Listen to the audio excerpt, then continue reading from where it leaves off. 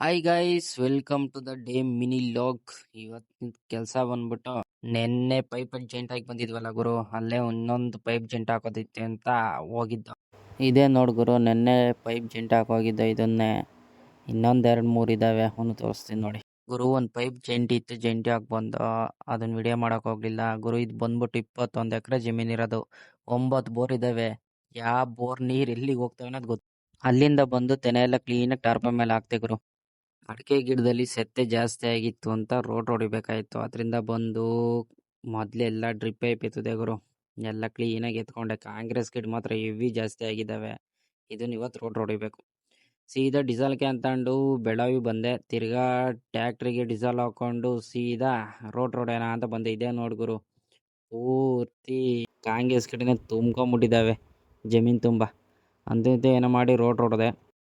ಅಲ್ಲಿಂದ ಎಲ್ಲ ರೋಡ್ ಆಯ್ತು ಗುರು. ನಮ್ಮ ಮುಚ್ಚಿ ಟ್ಯಾಕ್ಟ್ರ್ ತಗೊಂಡು ಇಲ್ಲಿ ಕಾಯಿ ಹಾಕೊಂಡು ಹೋಗೋಣ ಅಂತ ಬಂದೆ. ಅಣ್ಣ ನೋಡ್ರಿ ಟ್ಯಾಕ್ಟ್ರ್ ಮೇಲೆ ಹೆಂಗ್ ಬರ್ಸೇನೆ, ಏನಂತ ಬರ್ಸೇನೆ ನೋಡ್ರಿ, ಫಾರ್ಮರ್ ಅಂತ ಬರ್ಸೇನ್ ಗುರು. ಹೆಂಗ್ ಕಾಣ್ತಿದೆ, ಸೈಕಿದೆ. ಸಂಜೆ ಆಯ್ತು ಗುರು, ಎಲ್ಲ ತೆನೆ ಎಲ್ಲ ಒಂತ ಗುಡ್ಡೆ ಹಾಕ್ತೆ. ಉಳ್ಳಿ ಬೀಜ ಹಾಕಿ 1 ವಾರ ಆಗಿತ್ತು ಗುರು. ತುಂಬಾ ದಿನ ಆಗಿತ್ತು, ನೋಡ್ಕೊಂಡು ಹೋಗಿರ್ಲಿಲ್ಲ. ಬಂದು ಈಗ ನೋಡ್ತಾ ಇದ್ದೀನಿ. ಪರವಾಗಿಲ್ಲ ಗುರು, ಕ್ಲೀನಾಗಿ ಬೆಳೆದಿದ್ದಾವೆ. ಇದನ್ನ ಯಾರು ಹಾಕ್ಬೇಕು ಯಾವಾಗ ಅಂತ ಗೊತ್ತಿಲ್ಲ. ಓಕೆ ಗೈಸ್, ಇಲ್ಲಿಗೆ ಇವತ್ತಿನ ಡೇ ಮುಗೀತು. ಮತ್ತೆ ಸಿಗ್ತೀನಿ. ಬಾಯ್ ಬಾಯ್, ಸಿ ಯು.